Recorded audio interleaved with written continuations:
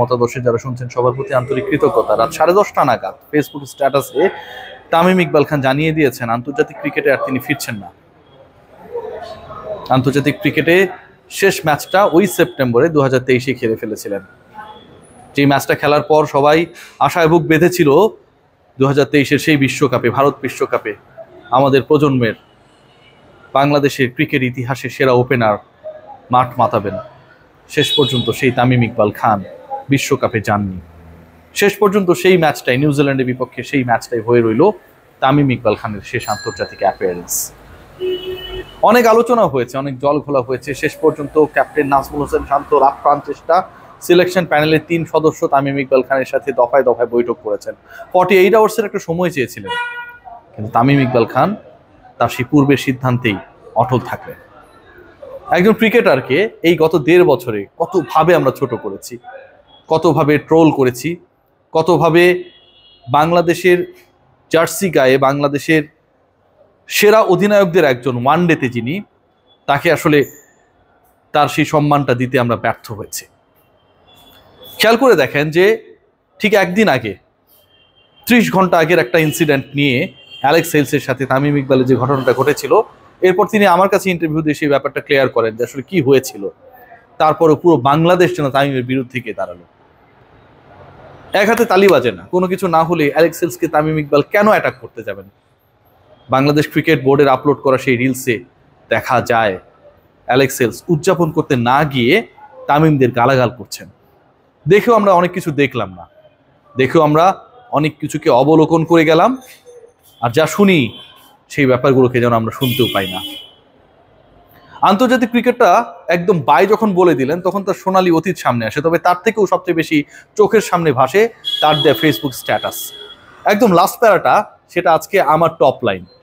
ভক্তদের হতাশ করার জন্য আমি দুঃখিত, কারণ ভক্তরা চাইছিলেন। আমার বিভিন্ন কন্টেন্টের নিচে তারা বলেন যে তামিম লাস্ট পারের মতো ফিরে আসো, তারা চাইছিলেন, এবং সেই ভক্তদের তিনি হতাশ করেছেন। আমি একটু হতাশ হতে যাচ্ছি না, আমি একটু ভিডিওটা করি ভাইয়া, কাইন্ডলি, থ্যাংক ইউ। ভক্তদের তিনি হতাশ করেছেন।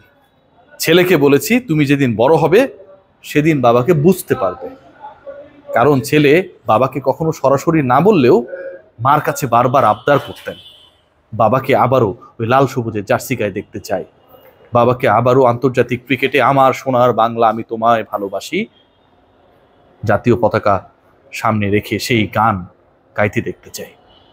ছেলের স্বপ্ন পূরণ করেননি, ছেলেকে বলেছেন বাবা যেদিন তুমি বড় হবে আমাকে বুঝতে পারবে। এই সিদ্ধান্তটা নেওয়ার আগে আমার কাছে মনে হয় যে তামিমের সবচেয়ে বেশি বা সবচেয়ে আবেগঘন কথাটা হয়েছে তার ছেলের সাথে। গতকাল রাত পর্যন্ত আমি, তামিম, আরো কয়েকজন আমরা একটা বড় সময় একসাথেই ছিলাম। আজকে সকালবেলা সেই ফ্লাইট ছিল, চট্টগ্রাম বা ঢাকায় যেখানে ফিরে গেছেন, পরিবারের কাছে গেছেন। শেষ সিদ্ধান্ত নেবার আগে অন্তত ছেলেকে বুঝিয়েছেন মার কাছে করা তার আবদারটা বাবা তামিমের শেষ বেলায় রাখা সম্ভব হচ্ছে না। ভাবতে পারেন যে 16-17 বছর আন্তর্জাতিক ক্রিকেট খেলা, যে সময় বাংলাদেশ আসলে বিশ্ব ক্রিকেটে এখন তো একটা মানে যে কোনো দলের বিপক্ষে কম্পিটিশন করতে পারে, ভয় জাগা নিয়ে, ভীতি জাগা নিয়ে দল, অনেক কিছু করার সামর্থ্য রাখে, অনেক স্টার, কিছুই ছিল না। ঠিক সে সময়টায় যেই ক্রিকেটার তার ক্যারিয়ার শুরু করলেন, সেই তাকে গত 1.5 বছরে কি বিশাল একটা আক্ষেপ নিয়ে শেষ করতে হয়েছে।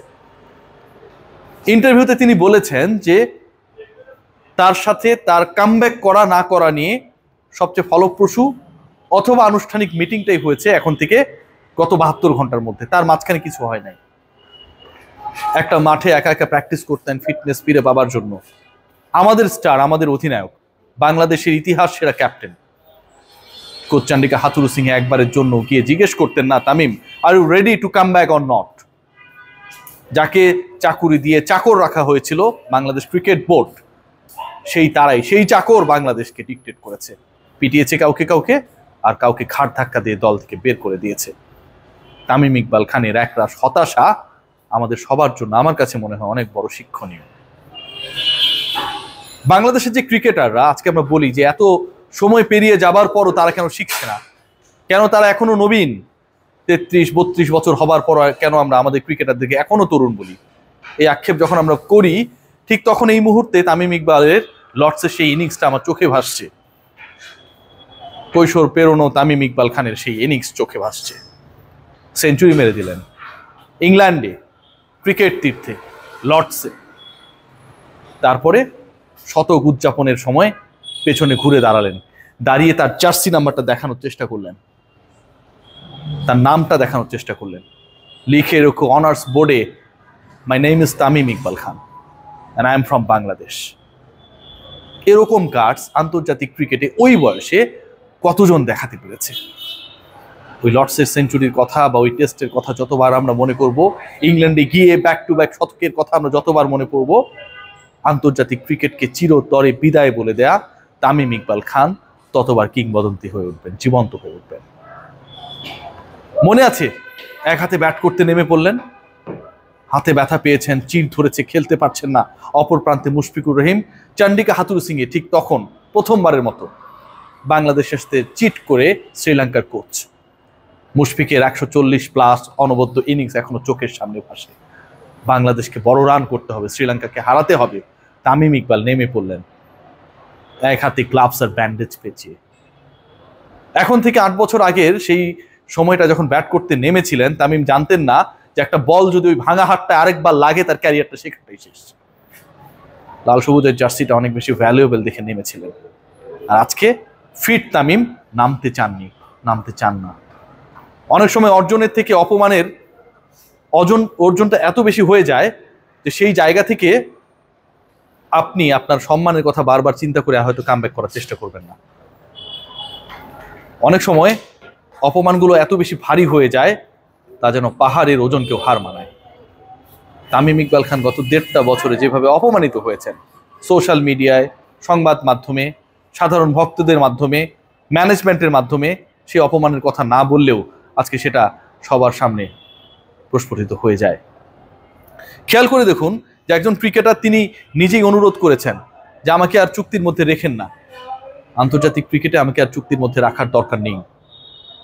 সেই পার্টিকুলার ক্রিকেটারকে যখন চুক্তির মধ্যে রাখা হয় না, বা তিনি যখন চুক্তির ক্রিকেটার না, তারপরও তামিম ইকবাল তার অবসর নাটক জমিয়ে তুলেছেন, এরকম মিথ আমরা তৈরি করেছি প্রত্যেকটা দিন। ভাবা যায় কোন ক্রিকেটার অসুস্থ, কোন ফুটবলার কোথায় অসুস্থ, কোন শুটার অসুস্থ, কোন দাবারুর টাকার প্রয়োজন, তামিম ইকবাল সহায় হয়েছেন। 5 লাখ 10 লাখ টাকা কোনো ব্যাপার না। নারায়ণগঞ্জের একটা ছেলে, আমার যতদূর মনে পড়ে, ক্যান্সারে আক্রান্ত, থাইরয়েড ক্যান্সার সম্ভবত, তামিম ইকবাল খান বাসায় ডেকে নিলেন, 10 লাখ টাকা চেক ধরিয়ে দিলেন।